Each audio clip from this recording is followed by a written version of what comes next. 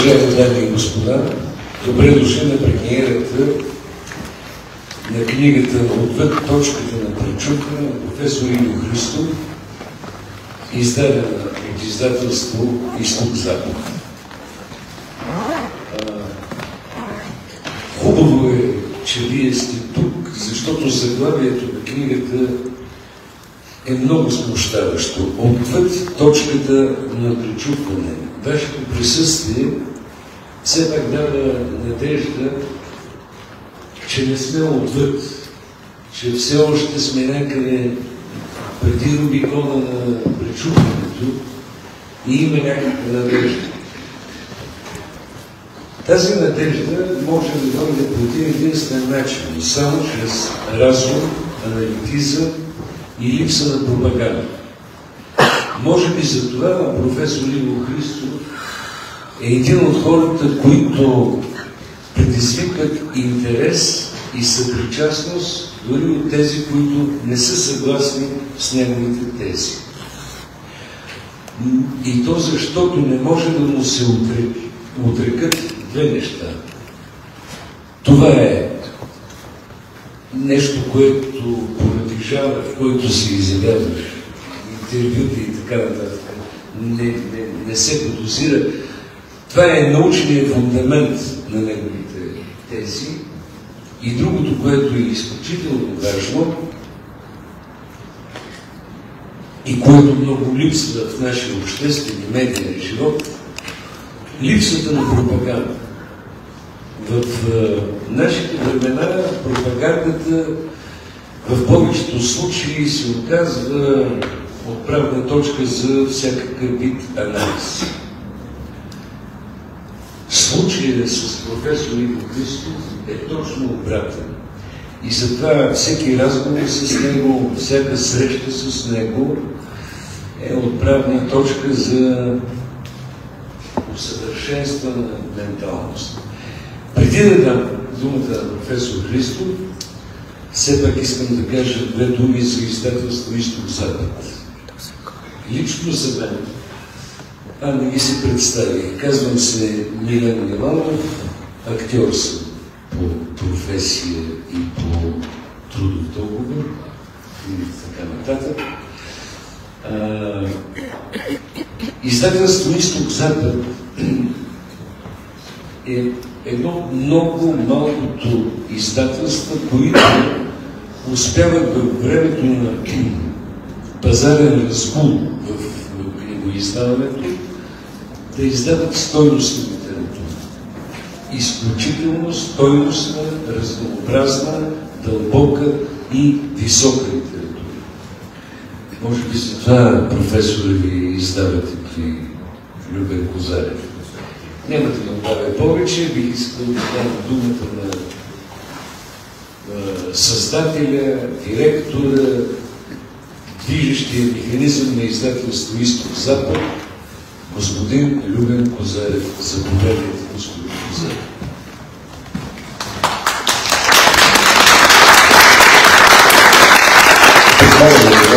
Критики, изключително хора, които мисля, че са ни приятели. Как така издаваме и на професор Христов. И аз тогава обичах дори да казвам, и то както върви, сега ще издам и Петър Волк и така нататък. След това се оказа и Александър Дугин, който вече беше върха. Така че за това го правим неделя следобед, защото само едно единствено нещо. Аз имам буквално 30 секунди, тъй като центъра на вниманието е професор Христов, заради него сте дошли. Но това, което исках да кажа е, че тази поляризация по моя мнение е изключително важна и полезна. Но ние трябва да разберем и нещо друго, че това е рефрен в неговите неща, в неговите интервюта и във всичко, което казва, е, че всяко нещо си има цена. В момента се случват, тук се случи с това, което каза Милен Миланов, ние издавахме няколко книги, които носят названието пропаганда. Оказва се за огромна моя изненада, че пропагандата продължава да работи перфектно. И ако Йозеф Гьобелс може да погледне да види какво става, вероятно ще се чувства много засрамен, защото това, което става действително е потресаващо. Пред очите ни става така, че буквално съзнанието започва да се произвежда. Най-тъжното е, че тези проблеми, които сега влизат, са абсолютно най-буквално смисъл на думата зомбиране. Такива текстовете на професор Христов са много важна противоотрова. Те не са за всеки. Българин е изпитнал наистина нещата и последно време всички нас научат, че нещата може да минем метър, че нещо ще се нагласи, просто ще повикаме магиосник или ще страхваме с и така нататък. Но основното, което аз лично запомних, ще запомня от тази книга, за която днес сме се събрали, той няколко пъти професор Христов го казва, по-малко думи, повече знания. Благодаря ви, че отделихте времето и присъствате тук. Надявам се да бъде много полезно и да ви оставим удоволствие това, което ще се случи. Единственото ограничение е, че в 16:30 дефинитивно трябва да приключим каквото ще да се случи, тъй като 17 часа имаме друго представяне.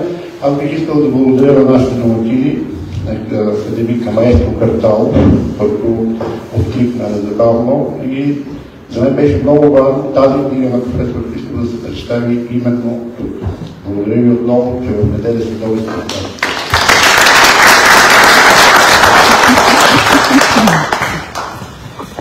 А сега без всякакво забавяне към това, което ви е докарало тук, това са мислите и думите на професор Иво Христов като встъпление преди вероятно вашите въпроси, мнения и така нататък. Заповядайте, професор Христов.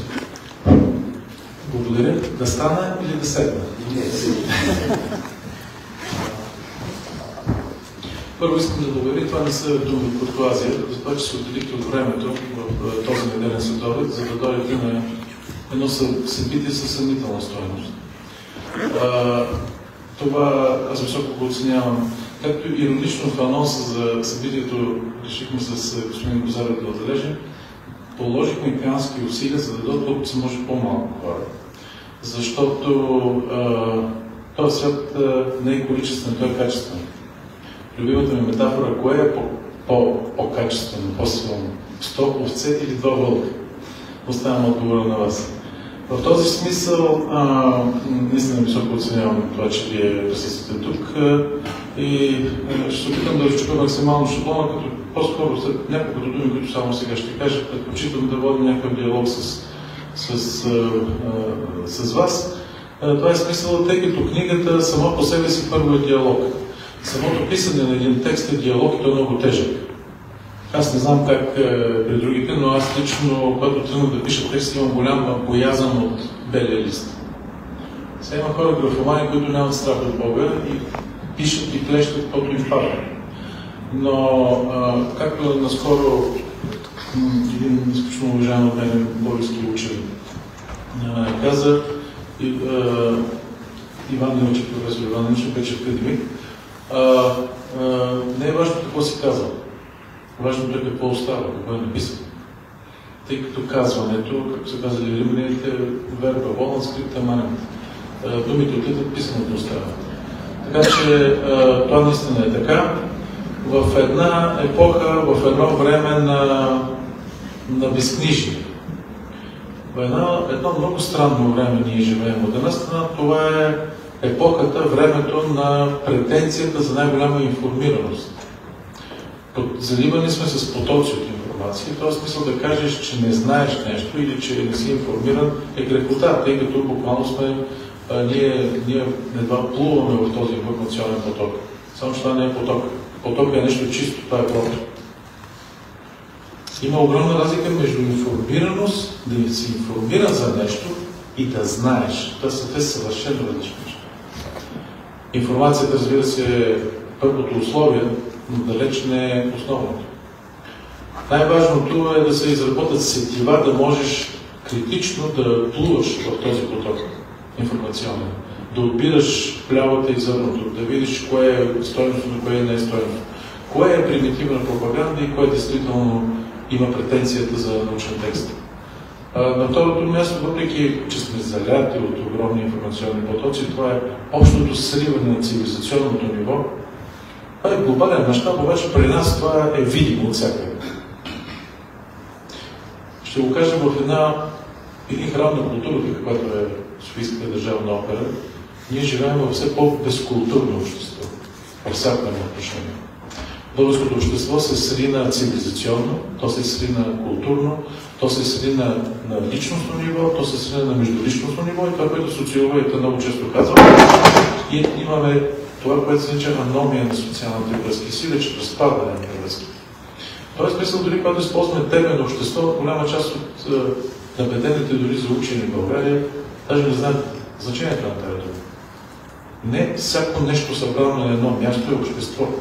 Общество означава интегративни връзки между хората по повод на различни интереси, за постигането на различни цели, за постигането на различни икономически, политически, военни, културни, всякакви други цели и стандарти. Ние имаме разпад на нашето общество. Имаме едно нещо, което още в далечната 1900, ако не се лъжа, 71 или 74 ще ги излъжа, един от другите доклади на Римския клуб е записано много, много точно.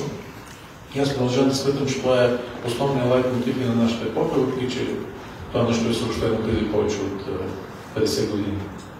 Те казват така: основният проблем на нашата съвременност, това е в далечната 71-74 година, е неосъзнаването на ставащото. Ние сме потопени в целия този поток. Забележете, че нашите сетива вече са до толкова притъпени, ако ще имаме сетива, до толкова са руинирани, че ние вече гледаме с някакво тъповато безразличие на скандала, който представлява нашия живот, във всяко едно отношение. Ние вече сме минимизирали нашите културни, критични и всякакви други сетива и рефлексии. И в този смисъл това е първото условие към това безобразие да стане естество на нашия живот, а то вече е станало. Още по-лошо. За тези 30 години израснаха поколения, за които убогото състояние на нашето общество, на нашата държава, е нещо нормално. Ако ние, особено виждаме хора в залата, които са живели в двете епохи, имаме, ако щете, биографичния шанс да сравняваме между две качествено различни състояния на българското общество и да правим съответните изводи и за това да си заключим това, което любимата му четиристиша на Вапцаров, че комайни лъжат тия синковци, както беше казал онова в стихотворение на борба, то поколенията, които израснаха след 89-90 година, в по-голямата си част са лишени от тези критични сетива, защото те нямат база за сравнение. Живеейки в една убога страна, те не могат да си представят, че тази страна е била и друга. Че е имала друг културен, цивилизационен, научен, технически, ако щете, междуличностен стандарт на изследване и на достигане на едно или трето. Това е най-страшното. Най-страшното е, че поколенията, които вече са в активен социален оборот и поколенията, които те създават, колкото ги създават, вече са с занижените стандарти на една примитивизирана територия. И това е най-страшното. Тази примитивизирана територия, всъщност, вече имате един, той е буквално социологически закон, както влезе на Парето, че руинирането на едно цивилизовано общество, ако дори да са отпаднали първоначалните причини за това, то вече има собствена, така да се каже, логика на продължаващо сриване надолу и надолу. Това е, просто забележете, дори на чисто лексикално ниво, на ниво взаимоотношение, на ниво език. Аз винаги съм дал примера, без да правя реклама за предаването, ако спомням по днеско предаване Кук.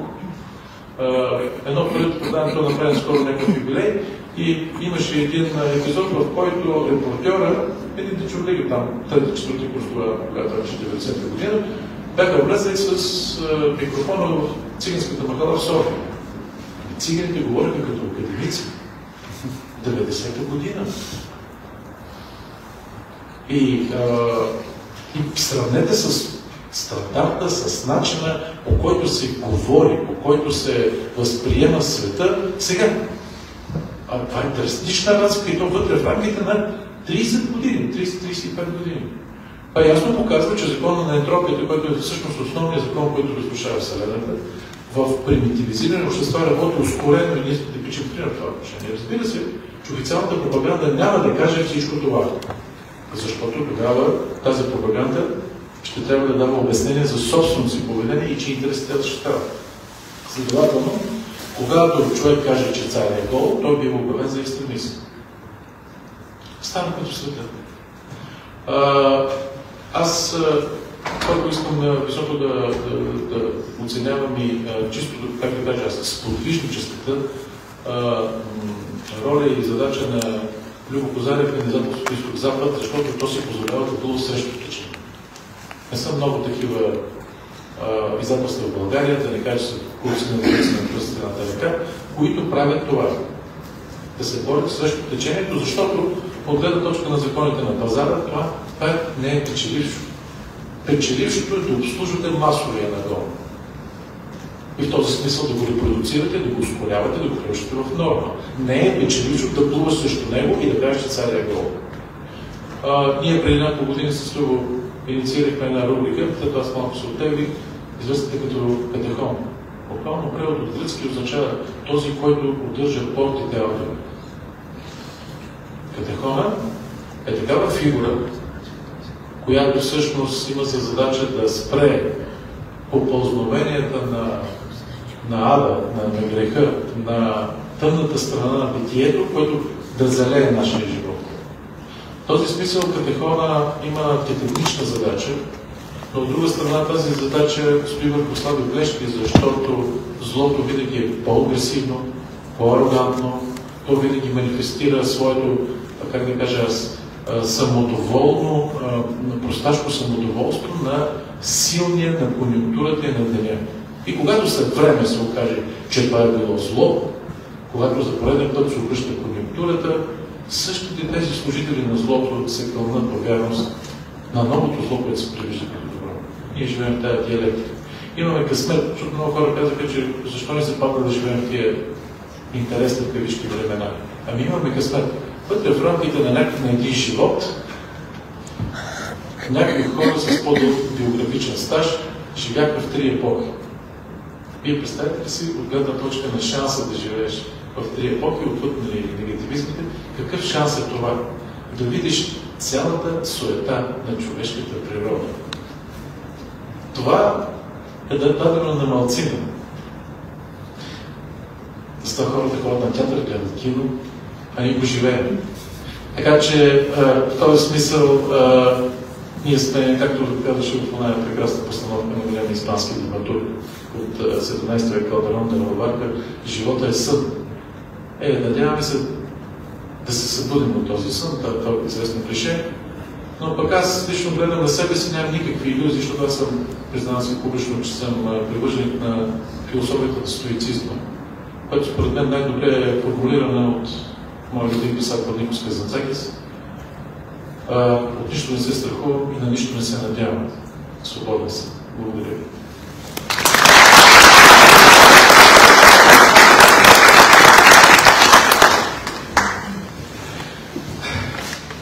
Преди да ви дам думата за въпроси във връзка с това, което каза Иво и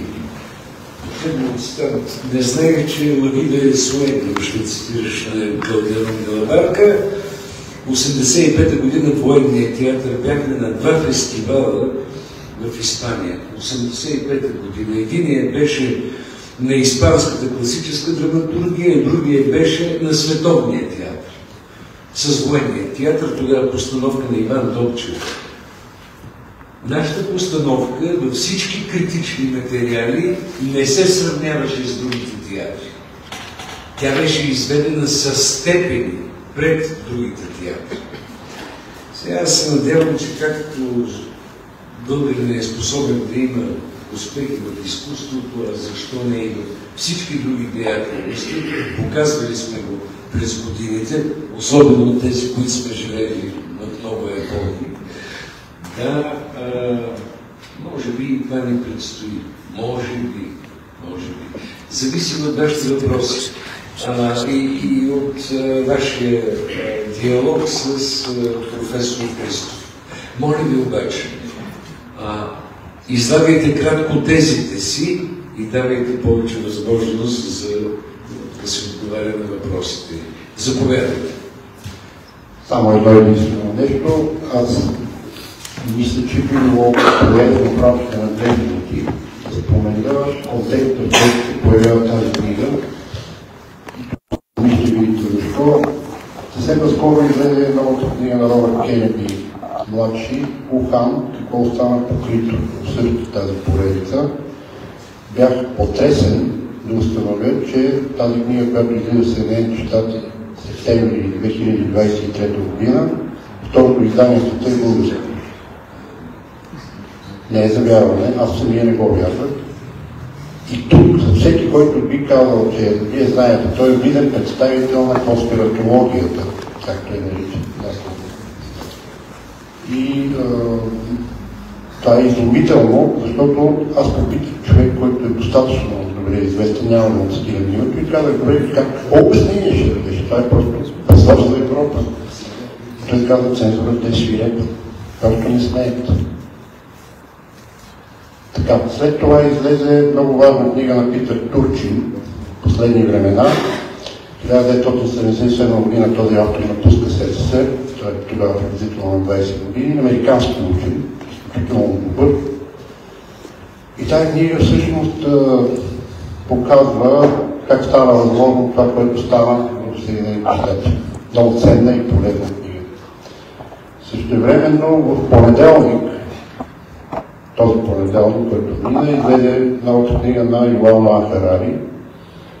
На мен лично това е изненадата на годината. Неговата книга Nexus е изключително добра.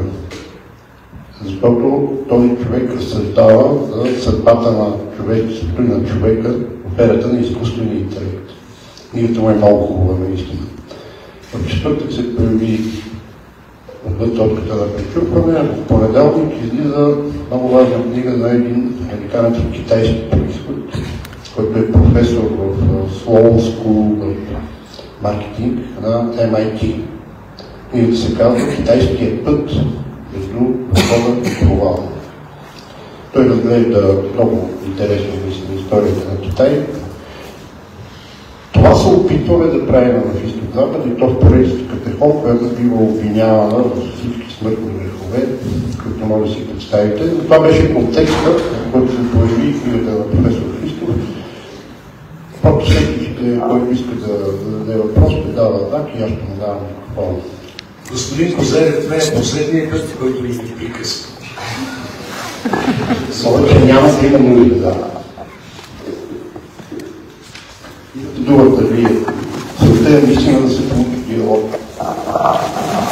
Ето, началото винаги е така. Докато мине пътя, след това вече докато става неудържимо.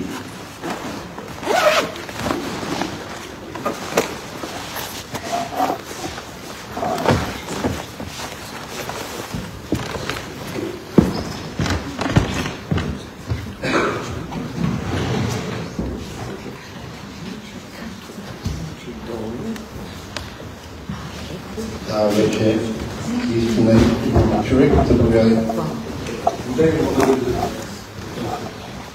Благодаря. Здравейте, професор. Казвам се Мартин Молов, военен съм. Аз съм ваш голям фен.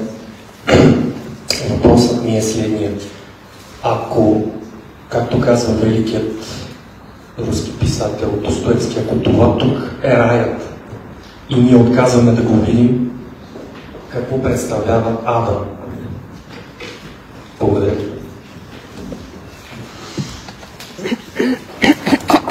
И аз ще отговоря с цитат на Достоевски. Аз мисля, казва той, че хората са измислили дявола по своя образ и подобие.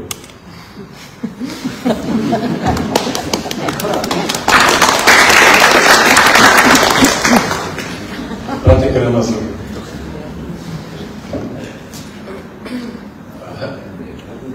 Така, ние първо Ада е главите ни и оттам във всичко останало. Това е само следствие.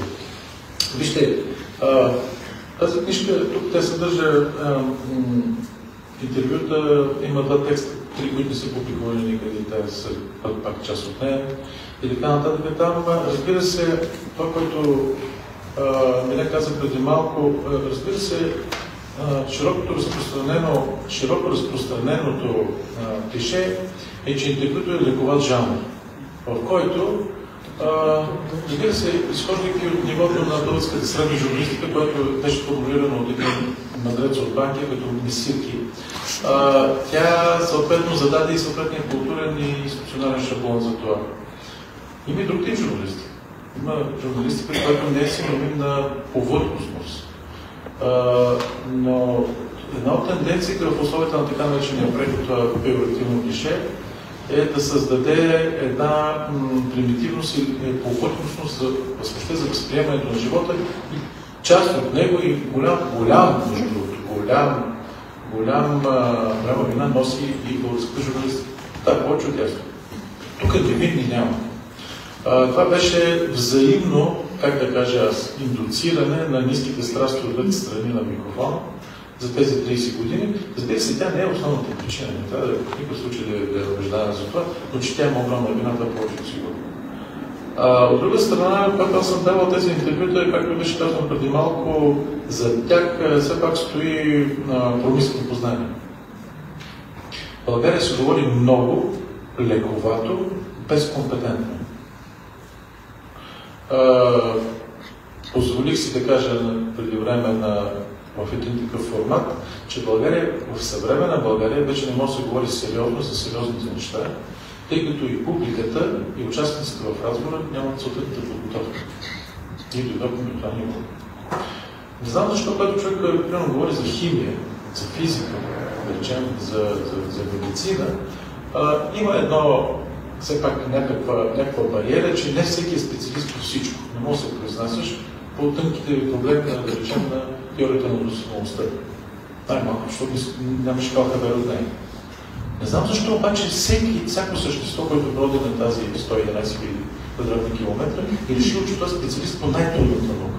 Обществените науки. Те са най-трудни. Те са изискват комплексно познаване на света около нас.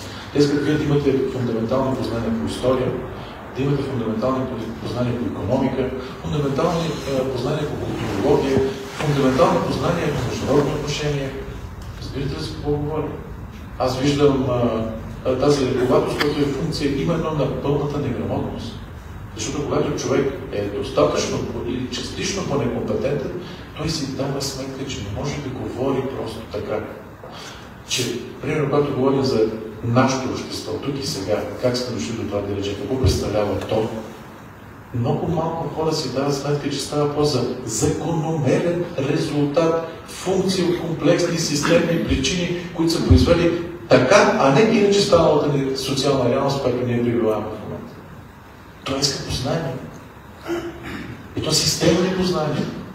Тук хората си мислят, че всичко това е продукт или на лоши хора, които произвеждат негативна реалност, и като махнем едните лоши хора с едни добри хора, ще хвъркам като Даловиц, казва доктор Штросмайер от един известен сериал "Болница на края", като 80-те години чехословашки. Това показва, че всъщност основното условие, което аз уморих се вече да го казвам, преди да казваме въобще ситуацията има ли решение, това е ненавистно за мен решение, абсолютно. Първо трябва да се изясним, що за ситуация сме. Тук има доктори в залата, те знаят, че кризата е 90% лечение или пък не лечение на болестта. На второ място, ние сме общество, което такива понятия като е дълбоко разведено с категорията култура на личната отговорност и вина. Тъй като това е дълбоко нехристиянско общество, нашето. Въпреки приказките за противното. Това е едно ритуално християнство, за което няма смисъл сега в момента да ви говоря. И тъй като понятието като отговорност са част от християнския културен катехизис, той общо взето винаги се прехвърля на някой друг. Забележете, това аз съм го формулирал като Т-комплекс. За състоянието ни е виновен някой друг. Това са великите сили, това е тежката ни история, това са гадовете в парламента, това са тия горе, и ние отдолу сме целите в бяло. Вие не сте. И когато се намери един, който наместо да гали тълпата по посама, и вземе, че е гали по-обратно, и казва, и аз се погледи по гледалото, за да виж, що за жалка гледка представляваш.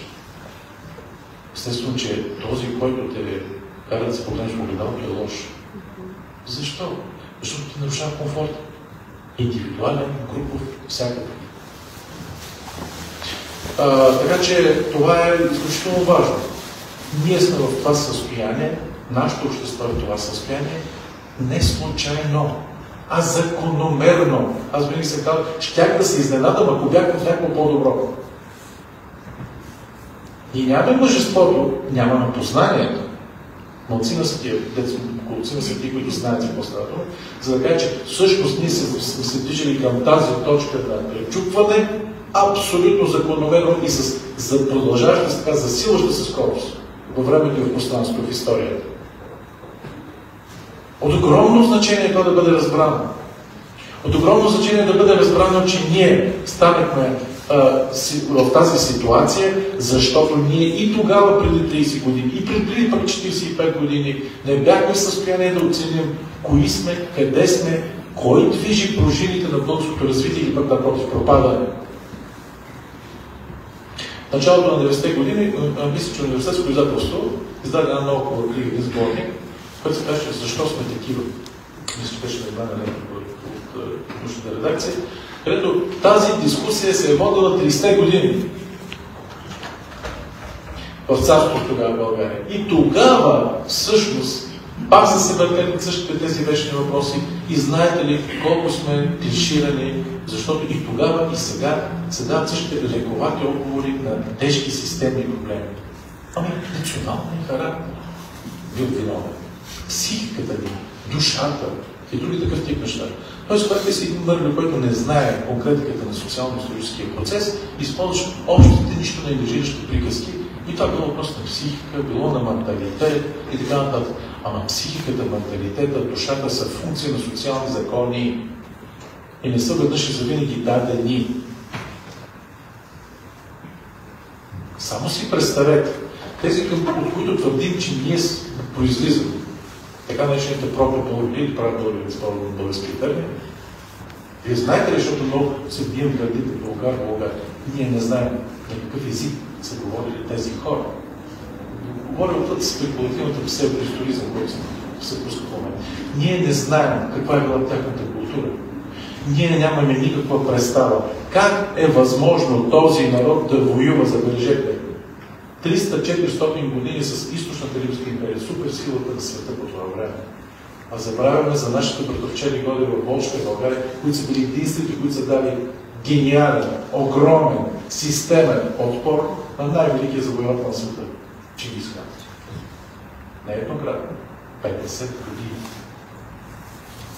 Това ми напомня на грамадната титаничен сблъсък между Самуил Речем и Василий Благоволийски. По същия начин. Ние не познаваме нашата история. Отвъд учебникарските клишета. А пък новите генерации дори не познават и учебникарските клишета, защото няма нищо в главите. А няма нищо в главите им, защото ние създадахме условието да създадем оболно общество, което да произвежда такъв тип индивиди. И ние всички сме виновни за това. С нашия мързъл, с нашия страх, с нашата безграничност, с нашата липса на индивидуална и групова отговорност за историческия процес, в който ни извоюваме. Ние не сме общество, което може да седне и спокойно да направи хладен анализ за своите недостатъци и, разбира се, своите силни страни. Затова, когато при време кажа, че това е социален инфантилизъм, това е точно това. Инфантилизма означава, че ти не си в състояние да поемаш отговорност за собственото си поведение. Ти винаги го проецираш върху бащата, върху майката, върху семейството. В случая ние работим с тези категории. Великите сили, от там се сетят историята, тежката ни съдба и така нататък и така нататък. Както казваше безкрайно обичана от мен българска велика учен професор Вера Мутрачиева, Аз това съм написал на част от вашите книги. Истината най-често е това, дето най-не съща. Това е.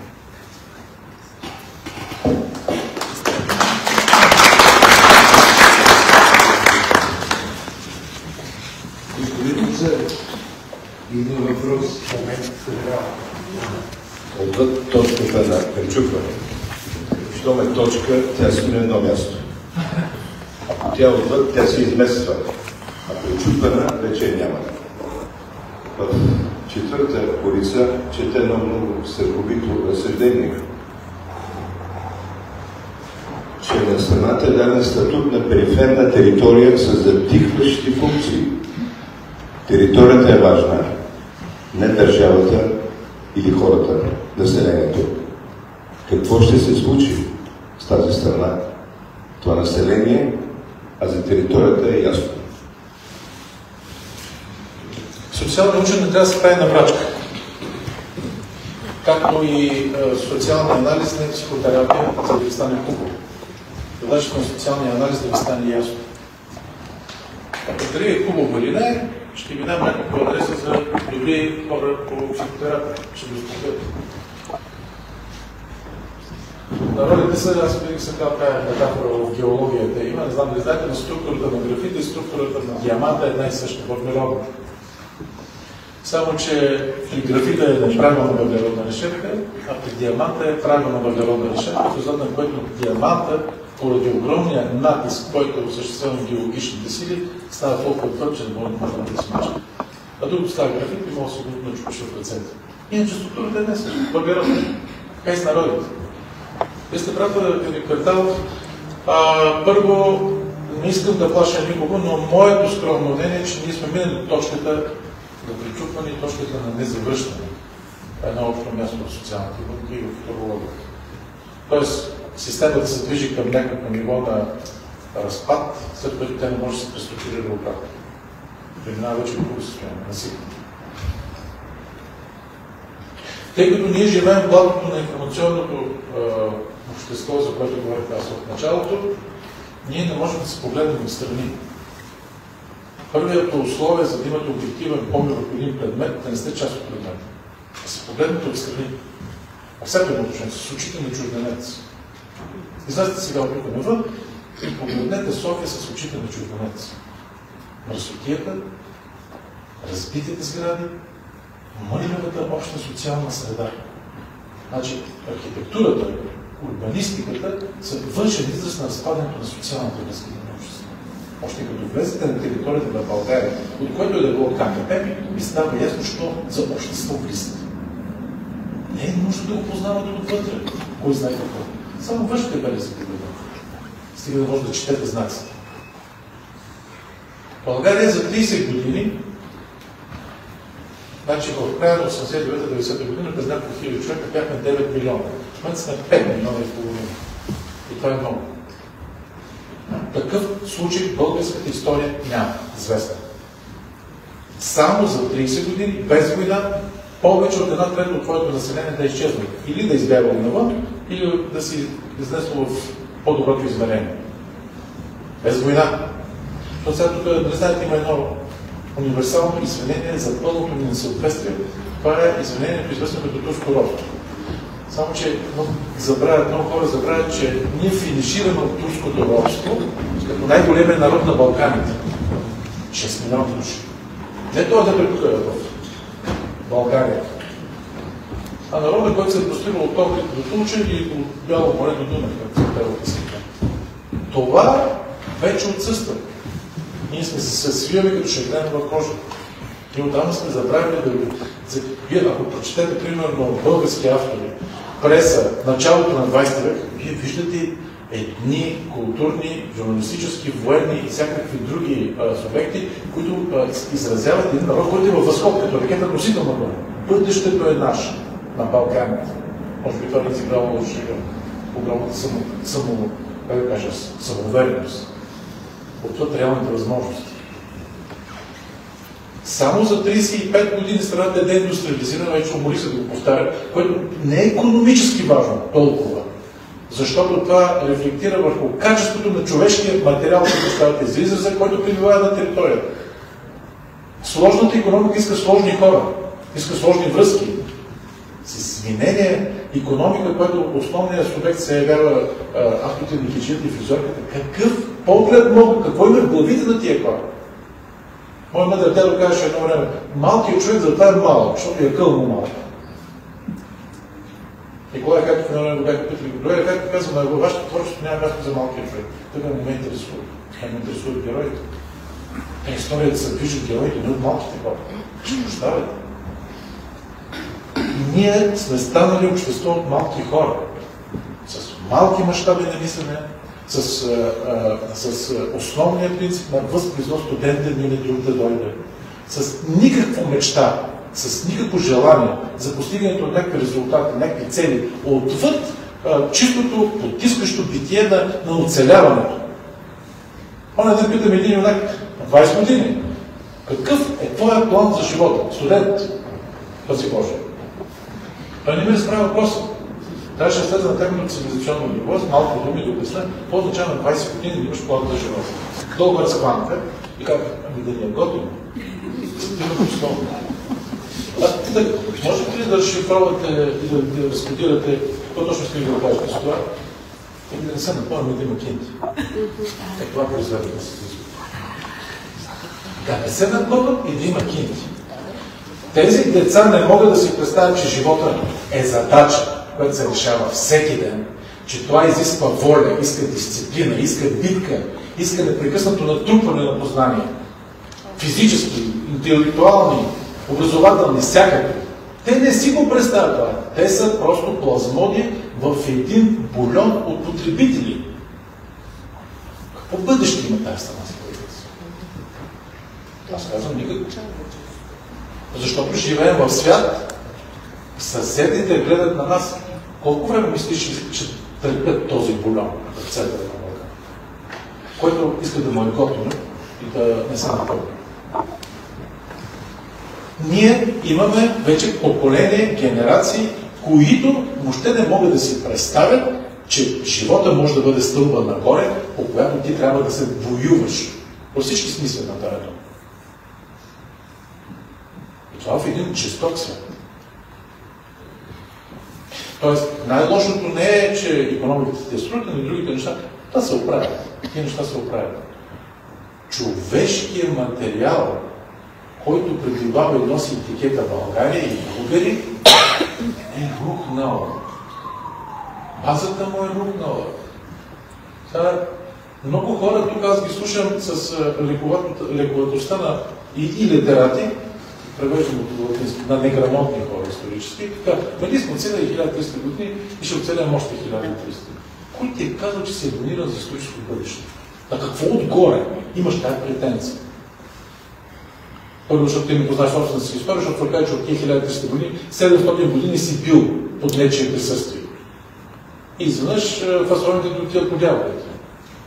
А в другите там, така наречени свободен период, кое е било качеството на което съществуване? Аз отказвам да влизам в разговор, в който за делечето на нашето жалко настояще са виновни някой друг. Капитализъм, социализъм, четвърте годишно времена. Отказвам да влизам в този диалог. Мога да го водя, но не искам. А не искам, защото не е важно.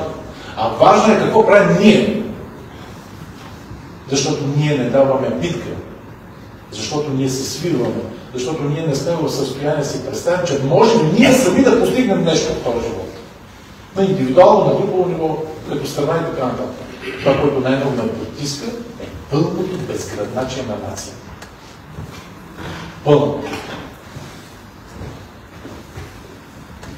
Любимия ми пример, в края на по-миналия вече станете 19 и пращат, мисля, че беше доктор Вълкович. Стамбулов го праща в Атина. Ние тогава сме още трибутарно кралство на васал на Османската империя, нямаме право на посланици, да виждат, че са търговски агенти. Го праща в Атина.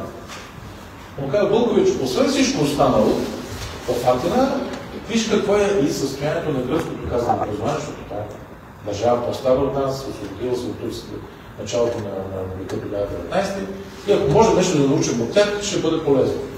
Вълкович след един месец праща една депеша до София и казва, след като прави анализ на историческите военни сектори и там отношения с Гърция, казва, а в областта на образованието нищо не могат да вземат от гърците, те могат да вземат от нас.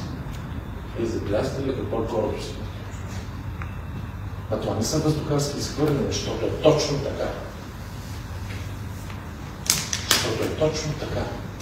Защото ние сме били страната с относително най-високо образователен статус.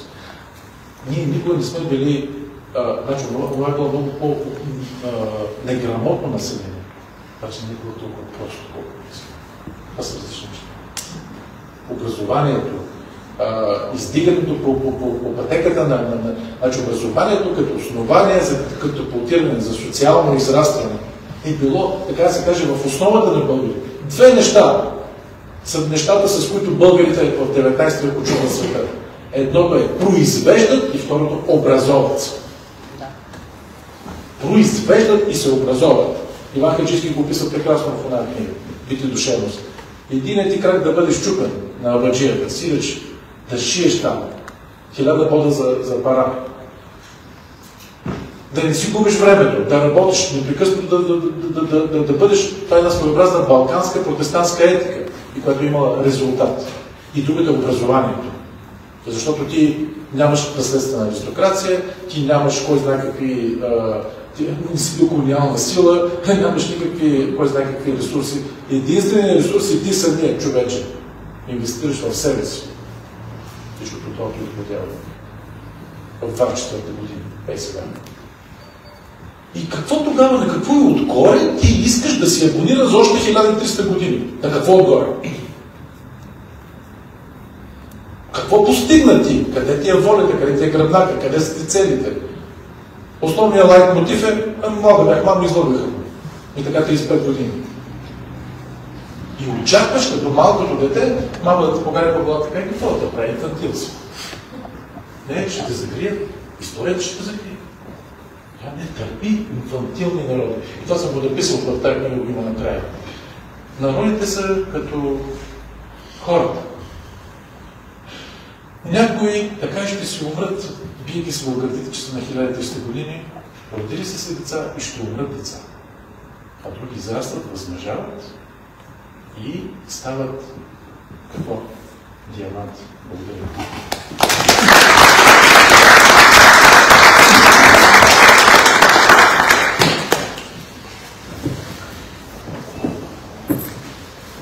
Професор Христов, споделяйки голяма част от това, което вие засегнахте в последното си изказване, аз обаче имам следния въпрос.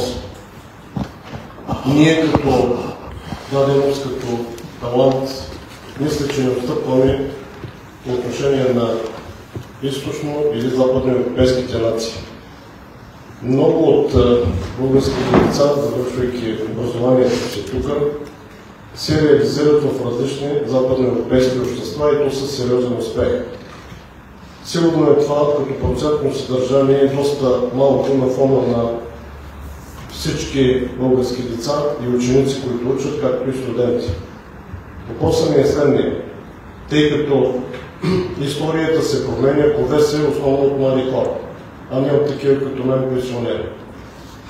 Не сте ли частично поне малко повече оптимисти, тъй като аз не съм от големите оптимисти, имаме доста спорове така с по-близки хора около мен, но не сте ли поне малко оптимист от факта, че доста български талантливи деца завършват сериозни колежи, университети и благодарение на техните знания, на техните опити, техния опит бъдещ, това може да бъде пренесено, макар и не изцяло, частично в нашето общество, т.е. връщайки се самите те тук в България, помагайки на обществото ни. Благодаря. И аз благодаря на господин Марков, предполагам, че познавате Пламен Марков. Този ден той ми прати една уникална снимка, интересна истината, на която в 86-та мисля, че беше, да, на световното по футбол. той отнема топката на един. Аз съм казах, това е Пламен Марков на снимката. А той до тебе, малкият, дребния, не много красив, с дълга коса и сини ивици, той кой беше? За Марадон ставаше тук. Футбола от социологическа гледна точка е пресечна точка на една пирамида от социални отношения отдолу. В това отношение не е случайно, че онова поколение, последното на социалистическа България, без да му трепне окото, стигна до полуфинал и може да отиде до финал, ако не го бяха порязали. Те нямаха комплекси за пълноценност. Но за тях беше цяло едно общество, което направи възможно това. Защото за него стоеше организация, финансиране, висока спортна, високо развита медицина, една камара други неща. А сега поемат само татуировка. Сега вече по същество. Господин Марков, за съжаление, ще трябва да ви опровергае. Както вече почти няма български футболисти навънка, така и няма и български студенти навънка. Да не се лъжим. Има статистика, която може да я хванете много, много ясно.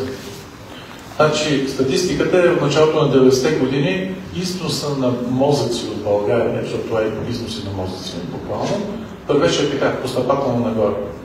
Стига до едно плато някъде между периода между 2000 и 2005, 6, 7, 8 година. След това се движи известно време така равно и сега върви надолу. Защо? И няма какво да изнасяме. Защото ние деца бяха продукт на движещата се по инерция социалистическа образователна система.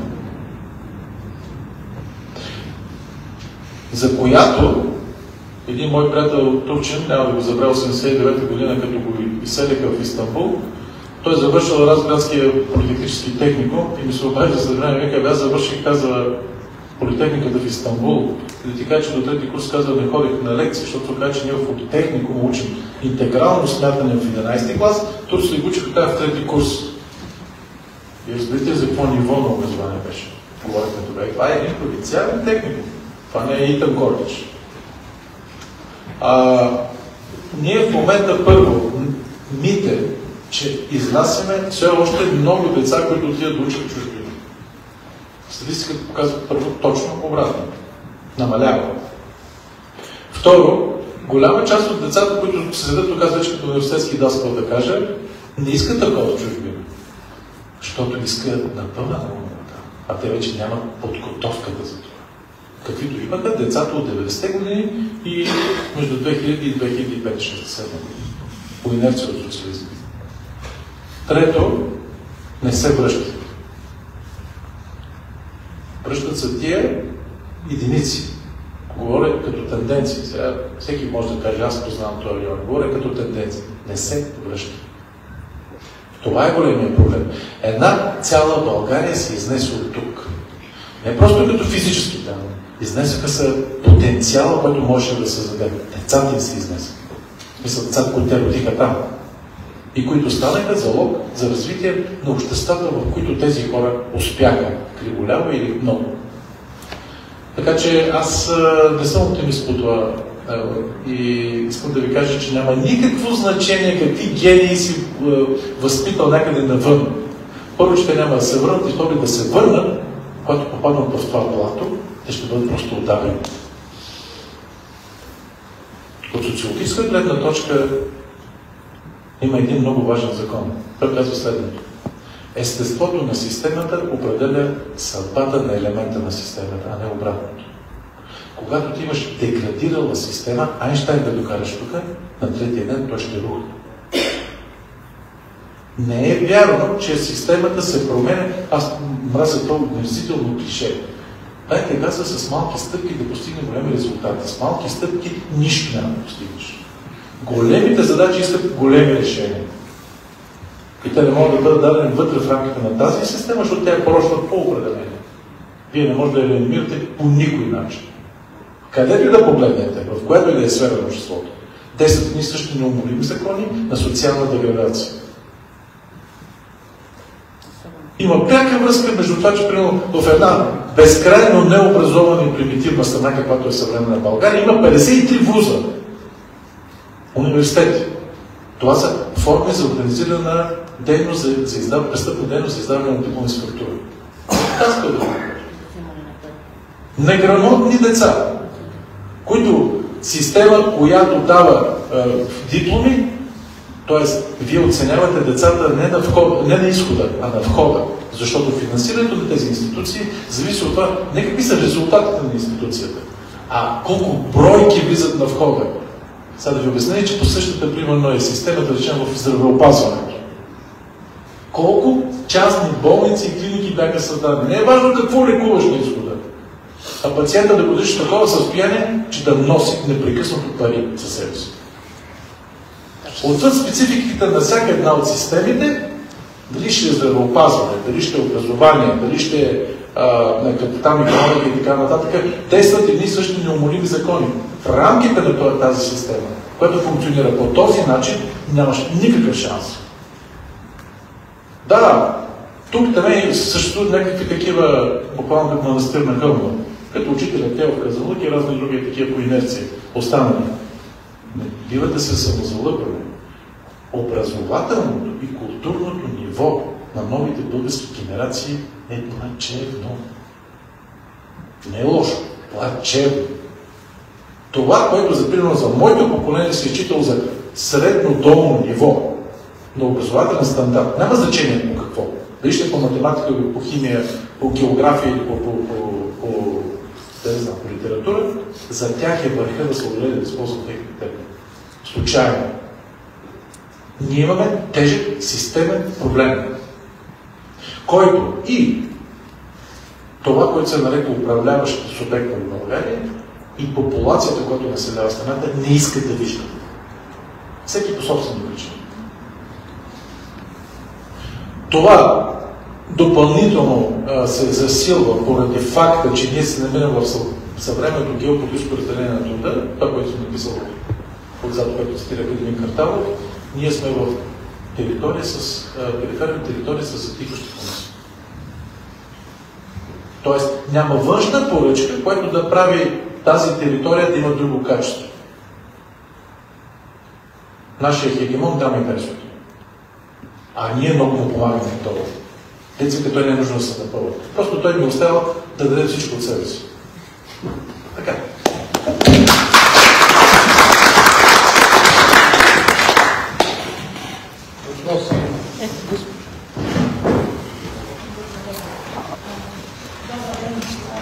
Професор Христов, аз бях тръгнала съвсем на друго място и в метрото видях обявата за събитието тук и така свърнах. И буквално стои да излезла от къщи, слушах в YouTube една беседа, един разговор с един холандец, който дълги години, може би познат на някой от публиката, Патрик Смит-Йойс, която беседа беше заглавена България, последния остров на нормалността в Европа. И сега идвам, аз много пъти съм ги слушала по YouTube, и сега идвам тук и той с двете ми ще кажа. Той казва, че трябва да се намерят България, политици с воля, той употреби една нецензурна дума, няма да я цитирам тук, но се сещат, предполагам, повечето хора, които да изведат България, да тропнат с крак и да сменят курса на България, включително търговската насоченост, че тя не е към Европа, защото ние няма какво да предложим на Европа и ще си останем периферна територия, както вие ни наричате. Той твърдо казваше, така да се каже, че ние можем да бъдем един анклав на нормалността и един анклав на екологичен и чист живот. Това намирали и холандски инвеститори, които идвали тук. И сега, така слушам точно обратната теза за пълния крах на страната ни и за съжаление за това, че младото поколение е с такива разбирания, каквито вие цитирахте. Как ще коментирате това? България остров ли е на нормалността или България загубена кауза? Холандеца е дошъл от високо развитата Холандия и идва в една деиндустриализирана, вкарана вторично в архаизъм страна, която е България, и се радва на нейната неразвитост, като е заварва като нещо хубаво. По същия начин, по който при нас мога отида в Африка и много да се радвам в Серенгети на слоновете и на леопардите. Аз не бих си гордял с това. Както примерно доскоро твърдеме, че примерно страната екологично много се изчистила, но не защото ние имаме зелено мислене, това таковато клише, просто нямаме индустрия.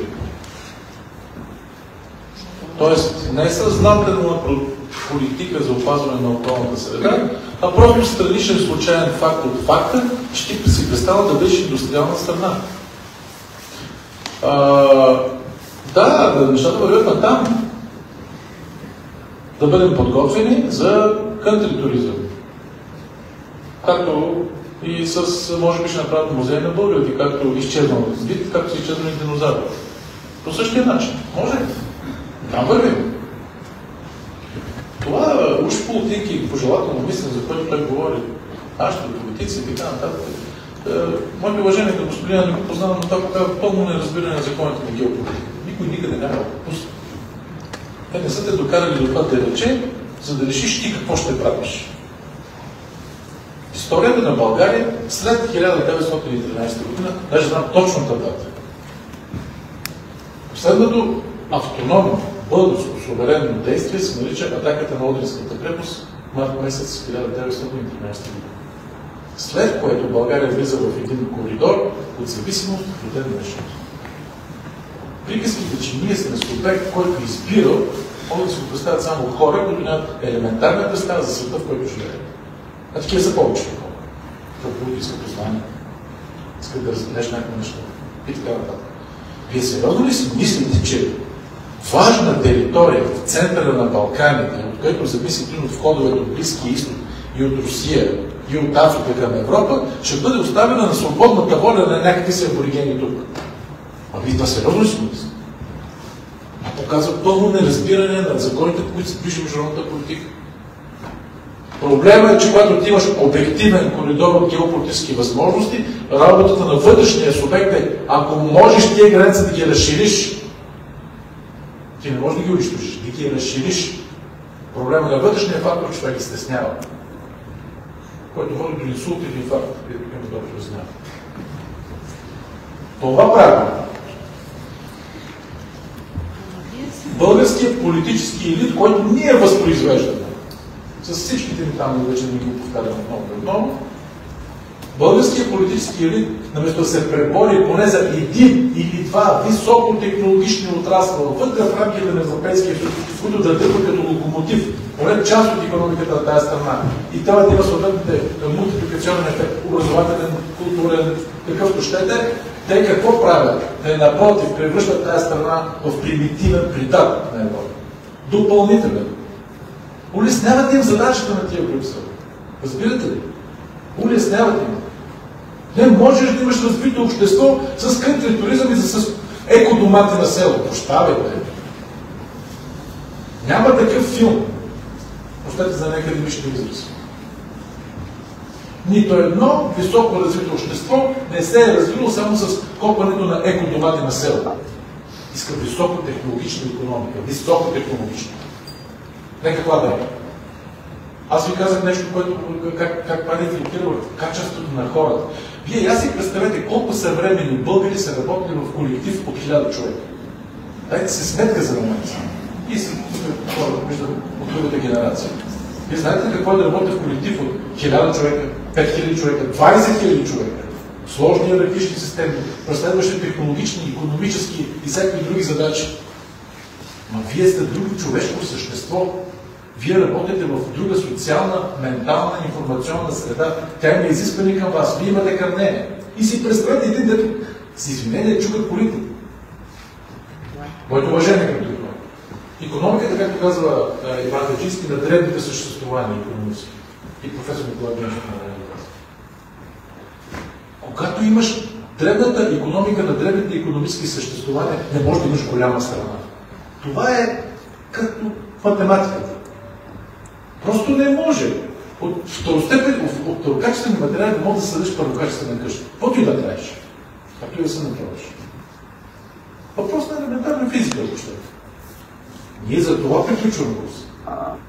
Ние само в момента забелязваме външните епидермални резултати от този процес. Но ние не виждаме причините, които стоят в сянка, мощните фактори, които стоят в сянка. И възпроизвеждат точно този начин на функциониране на нашето общество. Оня ден бях в Бургас на един приятел на изложбата, и се замислих, аз много път съм му казвал, че между Бургас и турската граница няма нито едно действащо предприятие на крайбрежието. За вътре още искам да говоря. И давате ли сметка какво означава това? На антропологично ниво. За момент се представете, че си човек, който живее в Ахтопол, Царево, Резово, Приморско, не знам, Созопол. И отвъд мълнува и известно като български туризъм. Нямаш една фабрика за производство на клешки за зъби. Какъв тип човек живее там? Какви са му мислите? Какво му е образователно-културният статус? Какво може, какво не може? За момент само си го помислете. Няма едно сложно социално образование, в което той да участва. Това се нарича разпад на обществото от гледна точка на социология. Патронизация на социалните връзки. Тотално. Това е резултатът. Ние деградираме като качество на човешкия материал. Извинявайте се, деградираме. Не сме в състояние вече да ги произвеждаме. Аз виждам, защото съм даскал, виждам какво идва отдолу. Нашите деца не разбират метафора, не разбират сложно послание. Защото живеят в простовато общество и се поискат успяваш. Като социални структури се успяваш. Няма нужда сложно мислене, как го направим. И поради тази причина ние живеем в една социална ентропия, която накрая ще ни довърши. Не е нужно някой да отвънка. Не е експлозия, имплозия. Ние така просто изчезваме, сриваме се от тук към историята. И тъй като сме част от този процес, както казах в самото начало, не може да се види до страни колко сме жалки. На къде отиваме? Нямаме. За момент само има един много известен германски социолог от началото на 20 век, той написа една много пълновремена, казва чужденец. Просто за момент направете този експеримент. Погледнете на нашата страна с очите на чужденец. Добронамерено. Във всяко едно отношение. Погледнете, просто критично. Опитайте се да се абстрахирате от безобразието, което е норма. И не му връщам внимание. Погледнете.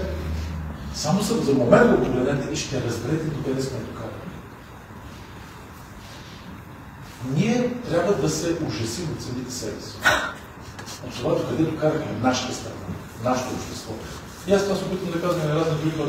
Никой друг не е заинтересован от това българите, които има самите българи. И ако на тях самите, с извинение за някакъв нещо да се ни пука, слагаме табелата, продаваме.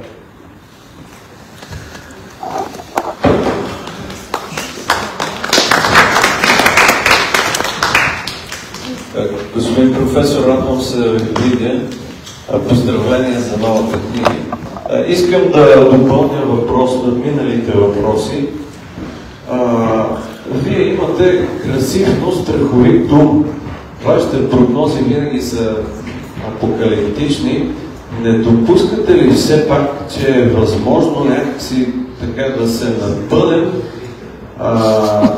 и да ограничим тази социална и културна деволюция, която се случва в момента? И давам за пример образователната система в някои от големите държави, които преди години, преди десетки, преди стотици години са били на много лоши нива, плачевни, както ви го нарекохте, но все пак някои от тях са успяли да се измъкнат от всичко това. И според вас какво ще стане всъщност? Турците ще ни превземат или руснаците? Как точно ще изчезнем? Благодаря. Мога ли да допълна въпроса към Понеже говорим за ентропия, колко частици като нас са необходими, може би се посмее с нашата електрична енергия, съвсем промяна в една такава. Колко е необходимо, за да преобърнем този хаос в нещо положение? Извън напълването, защото ако се напълваме, може да се изложи.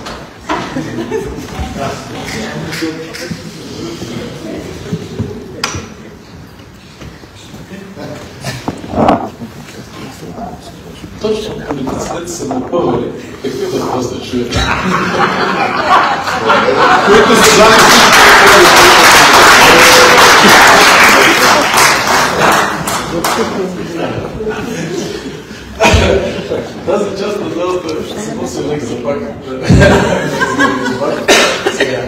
Сега вече се точно. Значи първо задава много важен въпрос, но къде е господин, на който трябваше да говори? Той ти е служил шапката на Хубаво е човек да бъде на лекция по социология и тогава ще разберете, че въпросът, който не задавахте, не трябва да го задавате. Сега ще ви обясня защо. Вие казахте за образователната система, аз не ви казах нещо за системното мислене. Образователната система не съществува сама за себе си и сама по себе си. Както и системата на здравеопазването, или системата на сигурността или нещо друго. Те са в система. Значи ние използваме думи, дето значението ние го знаем. Какво означава система? Не означава много кръвобълък нещо събрано на едно място. Значи, представете си 10 души носят релса и 10 души играят футбол. Те са едни и също. Но това е различна система. Защото връзките между тях са различни. Образователна система не съществува сама за себе си, а тя обслужва други такива системи. Стотици, хиляди години, по-голямата част от човечеството е било необразовано и неграмотно. И се живело прекрасно. Как мислите, защо изведнъж, и дали изведнъж в 19 век, и то в Западна Европа, открили в кавички, че масовата образованост е много важна? Защо не подкриха в 18 век? Или в 1 век? Или в 4 век преди новата ера? Що го тогава? Защото да се движат системни процеси. Ти имаш създаване на национални държави, национални армии, национални индустрии, които изискват грамотни хора. И аз си представете, че вие сте войник, който беше от години. Как така, че бил в армия. Хванали сте вие Мунчо от село и сте му дали пушки и сте му казали, тук ще стреляш с подъгъл 15 градуса азимут. Кажи, какво? Това не е Кендър Шайковец и на Сенослава. Тоест, ти не можеш да имаш ефикасна армия, ако имаш, когато се стоят неграмотни хора. Не случайно, когато Прусия побеждава Франция в 1871 година, кой казва княз Бисмарк? Не пруският гренадир победи френски, а пруското училище победи френски. Защото е точно така. Защото как можеш ти да създадеш масова индустрия, ако фанеш същия този чубан и му кажеш, че правиш пилка 10 см дълга, съседи какъв си ъгъл на резбата, подаде какъв си ъгъл и пък качество на материала. Че той е най-сложното нещо, което е правил е лютеница. Как точно си го представите вие? Следователно се оказва, че без системно масово образование ти не можеш да имаш индустрия, не можеш да имаш армия, не можеш да имаш национална администрация, не можеш да имаш нищо. И сме се оказва, че е било много хубаво масовото образование. И до секунда по-рано, или до секунда по-късно. Тогава, тези, дето вие казвате и всякакви други, изведнъж открили колко е хубаво образованието, защото масовата индустриализация на капитализма изиска такъв тип хора. И обратното, когато имаш примитивизирана, руинирана икономика, как искаш да имаш образователна система, която да е на високо ниво? Нямаш поръчка, каза много образование. Коя е една система в България, която има поръчка към образователната система, тя да произвежда кадри с някакво ниво? Няма такава. Някой ще кажа българската икономика, коя на смяната да мисли чершефа? Каква икономика имаш ти? Си говорим конкретно и реално. Така че тези неща са свързани, трябва да се мислят в комплекс. А затова мразя разговори на парче, просто е така, на ангро. Трябва да ги вършиш. Как стана така? Само си помислете. От проклетата дата 9 септември 1944 година, до условната дата 1 януари 1970 година, мисля, че 71 се открива АЕЦ Козлодуй първи. 74. Така. Са минали, ако не се лъжа, 30 години. Вие само си задайте въпроса за 30 години какво е станало в България. Аз ще кажа революция. Не в ония смисъл. Всякакво. Едно примитивно селско общество, състоящо от 90% неграмотни селяци, защото това е България, 1944 въпреки приказките каква златна страната от 39-та. Само за 30 години от селско става градско, създава се националната енергийна система, създава се националната комуникационна система, създава се отрядите на българската техническа интелигенция, на образователната интелигенция, на културната интелигенция, създават се основите на българската енергетика, в която паразитираме и в момента. Той ток е благодарение на ония гаден социализъм. Създава се параметрите на българската тежка индустрия и накрая финишираш с единствената АЕЦ на Балканите. която понава два. Така, тогава, само за 30 години, аз помислете студентите тия 30 години от основния преход 89 година, какво сме създали? Нищо. Морето до... Въпрос на елементарна статистика. Какво си създал? Само за 30 години ти имаш... С какво почва? И революцията в Съветския съюз, и революцията в Китай, и революцията в Индокитай, и тази в Източна Европа. Тези хора не са се хванали с нещо друго. Две неща. Забележете. Пътища, язовири и масово образование на населението. Що толкова е важно това? Защото без масово образовано население не можеш да постигнеш никакъв икономически, какъвто и да било резултат. Никакъв. И обратно. А са свързани процеси. Така че, кой щял да ни превземе е историческа подробност. Това, което ме притеснява, че ние сме в състояние да мислим сериозно за нашите проблеми. Ние нямаме сетивата, нямаме подготовката. Виждате каква лековатост и примитивност има дори в интерпретацията на сегашната ни ситуация. Не е казано за масовата публика. Аз не мога да водя този разговор с набедената българска академична мисъл, защото няма такава. То в България по куче да фърниш на професор ще пада. Ама нивото какво е? Да те срам да кажеш.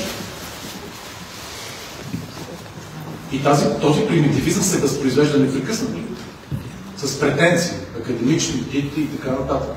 Това е раково образование. Както се увеличават непрекъснато университетите в болници, така се увеличават и всичко останало. Форми без съдържание. Когато няма съдържание, формата става съдържание. Това е като едно време, когато варварите влезе в Рим. Нищо не са победили. Те просто си мислили, че римският легионер е тази страшна броня, която виждат. Като ще е ритнали, се оказва, че вътре няма нищо. Той Рим е умрял преди да бъде превзет. Там точно е също.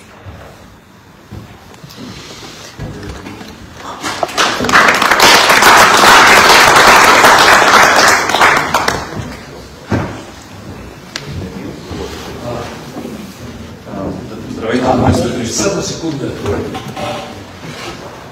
Да. Предпоследен въпрос е този. Да знаете, така сме разположени на времето. Заповядайте. Здравейте, благодаря ви за лекцията, ако мога така да нарека. Аз предполагах, че всеки въпрос ще е някакъв опит да извадим оптимизъм във вас, някакъв дълбоко заровен. И за сега се справяте и не сме стигнали до там. И моят въпрос ще е в тази насока, но тъй като аз нямам илюзиите, че мога да споря с вас и да дебатирам каквото идея, просто ще ви питам това, което професор доцент Бацев казва, което е, че Петата българска държава намира и контралите идва, ще се създаде шеста, той го твърди и вярвам, че го вярва. Да не мислите ли, че е възможно от някакъв свръхмотивирано малцинство, както Троцки казва, да се създаде предпоставките за някакъв възход на България, защото съм съгласен, че в момента положението е трагично, но все пак да се създаде такова малцинство, което да взима големите решения, което да положи основите за следващите 30 години, като 44-84.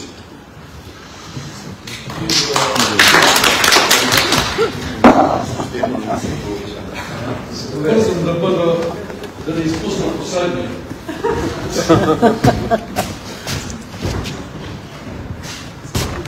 Искам да продължа тезата за това, че в България, независимо от общия погром, на който сме свидетели, и там не можем да спорим със сигурност. Той, освен всичко друго, е изключително ерудиран и информиран. Но има области, в които той не се задълбочава толкова, колкото поради моята професия, аз съм директор на фондация Кирил и Методий, се занимавам от доста време. Има модели на образование, които са запазени от предишния период. Не случайно имаме 70 концертни майстори по света в най-високите филхармонични оркестри. Това е свързано с един модел, който е модел на музикално образование от 7 години. В продължение на 12 години какво се случва? Случва се в процеса на образование, се случва и селекция. Докато на върха, когато се стигне най-горе, вече е направена селекция на системното обучение и талант. В резултат на което се стига до резултати, които и днес са валидни. Втория модел, за който искам да кажа и коя е потребността, защо има някаква поръчка за тези резултати. Вторият модел е математическите гимназии. Там също се почва от 5-ти клас. От 5-ти клас се върви в една системна обучителна среда. Качеството на преподавателите, така, ако влезете в диалог с академик Яндрев, може да стигнете и други тези за академичната общност. Има изключения в нея. Има и високи постижения.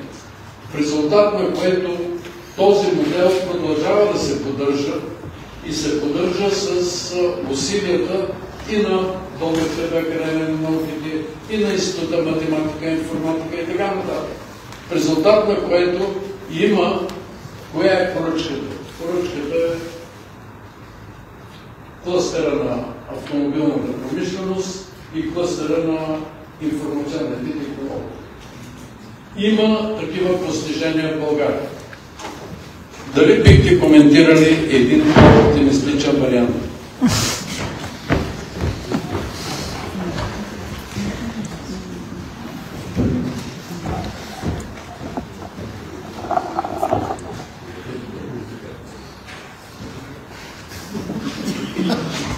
Няма да кротнеме без някакъв оптимизъм от вас.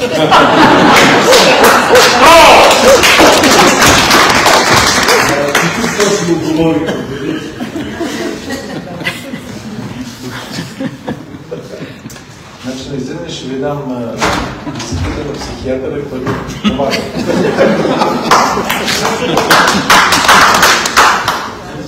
Всички, които ме познават, мои приятели и близки познават, аз на принцип съм така, ще лъчезарен човек, но това ми винаги да не си купиш акъл. Тоест да не бъркаме боя с демокрацията и желаното с действително. Любимият тост на Оливера Сталин не бил да пием за това, защото нашите възможности да съвпадат с нашите желания, не обратно. Знам какво искате да чуете, но няма да го чуете. Това, което господин Ташев повдигна, е много важен въпрос, но господин Ташев, първо, вие много по-добре от мен знаете, че става въпрос за постижения, които са по инерция от високото ниво на социалистическа България. Запазени модели от тогава. Да, запазени модели от тогава. Да, буквално както примерно целяват някакви оаза, се постигнат. А те са били част от една цветуща градина преди това, което просто унищожение. Варварите също не са дали оттам. Върха на пирамидата е там. Да. Второ, вие много добре знаете, че върха на пирамидата е там, но пирамидата е няма. Пирамидата е няма. Основата е няма. Не може да имаш каквото и да е било елитарно образование, което да се крепи само като манастир на хълма. Той иска основа, огромна, тежка основа. Аз бях в Китай този май месец, сега ще ходя пак. Той ме направи впечатление. Основният хиперакцент, който е поставен там, е този, който България го е проигравала през 60-те, 70-те, 80-те години. Много широка база, системна, от която почва вече селекцията и движението нагоре по социалните лифтове на базата на една меритокрация. Точно така. Второто нещо, което господин Тачев знае много добре, бидейки математик, е, че не мога да правиш генерални изводи от частни случаи. Да, има такива случаи. Да, така е. Аз мога да добавя такива. Това е въпрос на емпирична преценка, дали това, наличието от такива точки, буквално на относително високо ниво, в някакви сфери, могат да доведат до промяна на качеството на системата като цяло. Аз това вече не мога. Не мога да го докажа. Това не са просто приказки. Така че отговорът, който примерно примерно отговор на Маркс бил едно време, той отговорил с така, depends. Зависи. Тези клъстери, за които вие говорите, при друго разделение на геополитическия труд могат да послужат като основа за качествено развитие, защото е запазено. Както говоря в манастирите, било запазено четмото и писмото в буквалния смисъл на думата в един океан от неграмотност. Защото тогава, когато аз обяснявам, примерно, на моите студенти, че България е била космическа държава, те си мислят, че тази свърза е чална. Ма тя беше космическа държава. Защото това означаваше, че отдолу имаше биология, имаше биохимия, не само в храните, всички останали неща, информатиката и другите тези неща. Но вие много добре знаете, че българската електроника и всичко останало, не сегашното, извинявай, писане на парче на програми, експлоатация на женски детски труд, използвайки интернет, цялостна интегрирана система от над, ако не се лъжа, 30 огромни предприятия, за хора свързани в система в страната, бяха част от разделението на обществения труд, в който България в СИП играеше много важна роля. Имаше огромна поръчка, беше трансконтинентална тази поръчка. Сега в момента нямаше така развита такава поръчка. Клъстъра на българската автомобилна промишленост.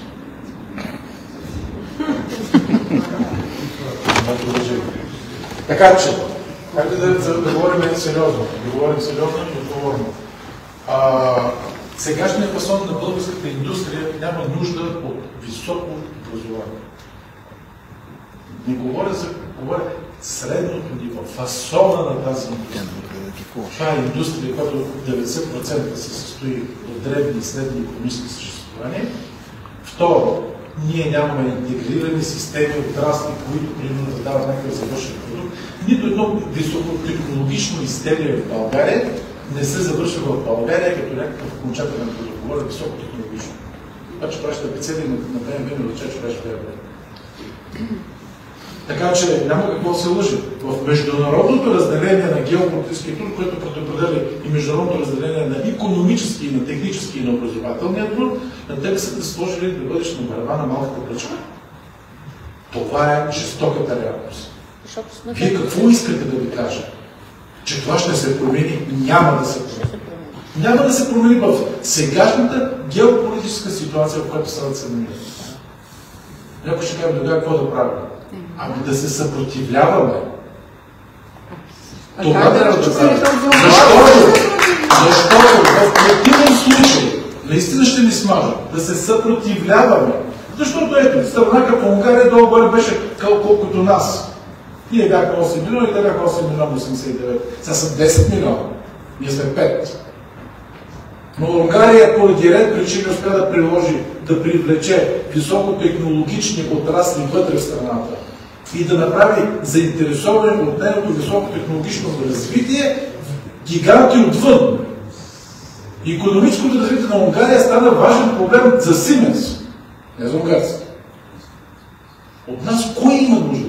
Ти имаш ли външен геополитически или икономически важен съюзник, който да е заинтересован тази територия да има друг технологичен, социален, политически и цивилизационен статус? По-добре, няма. Няма. Това са реалност. Аз иначе мога да ви поставям дори с розово слово. Но няма никакъв проблем. Знам това говорене как се прави. Категорично отказвам да вляза в този дискурс. Знам, че със сигурност ще имам да използвам тази българска ферма. Няма нужда хората да бъдат лъгани.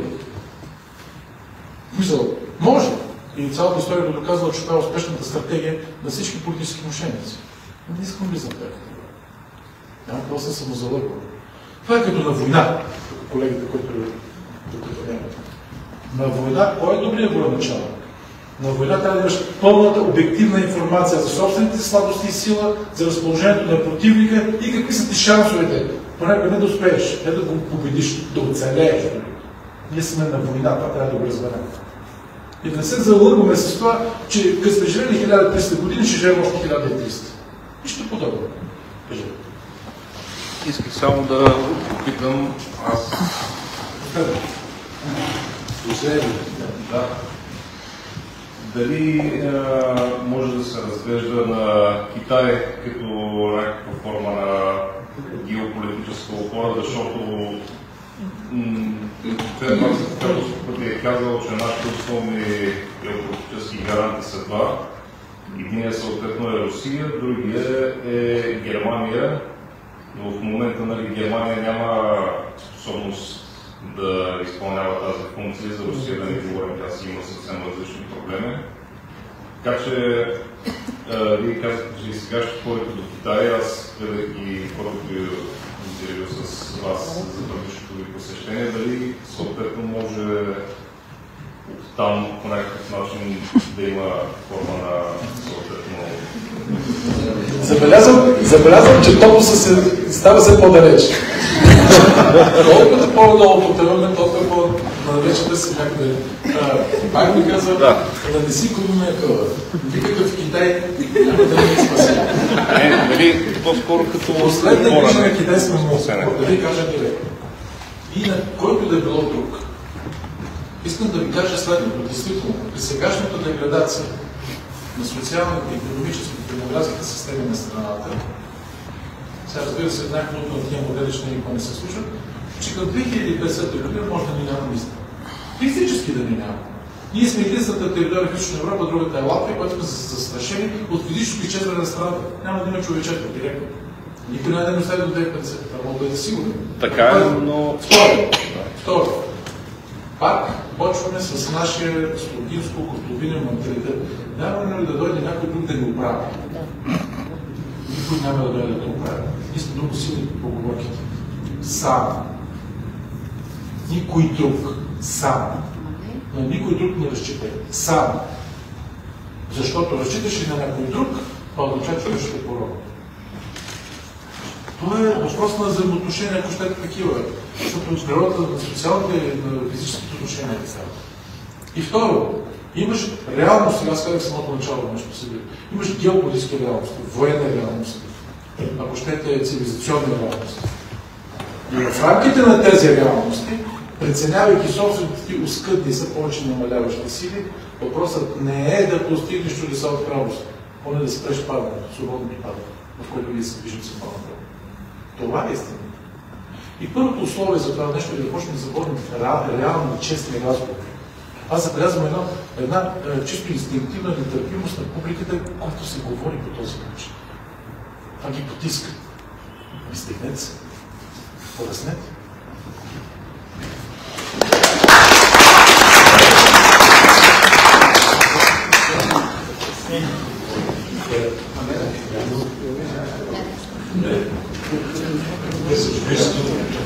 Вместо това да ти кажа нещо розово, аз ще кажа розови думи накрая, но да благодарим на издателството, да благодарим на професор Христов.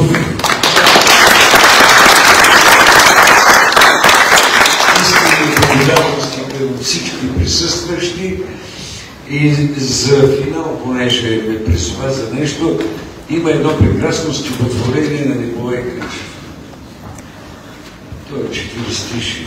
Накрая на града, където свършват къщите, словото. Това е. Ние не казваме за всичко.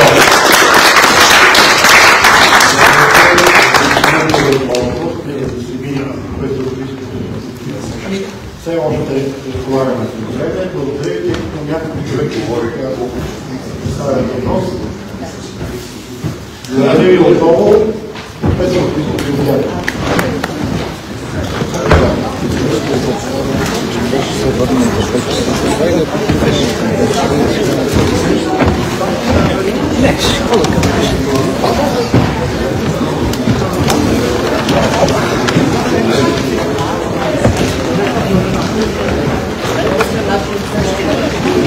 Чакай само да... Просто...